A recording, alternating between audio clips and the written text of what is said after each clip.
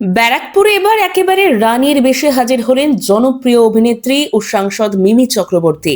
রাজকীয় সাজে চোখ ধাঁধানো উপস্থিতিতে যেন পুরো অনুষ্ঠানটাই হয়ে উঠল আরো জমকালো।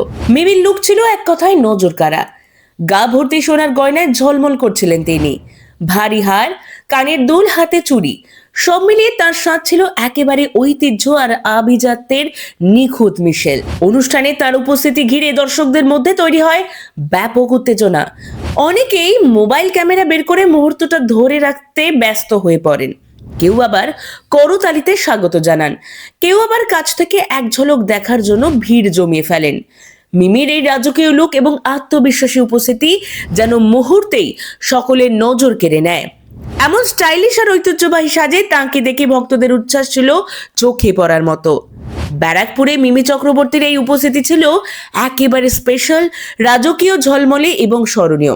আপনাদের কেমন লাগলো মিমির এই লুক? কমেন্ট করে অবশ্যই জানান।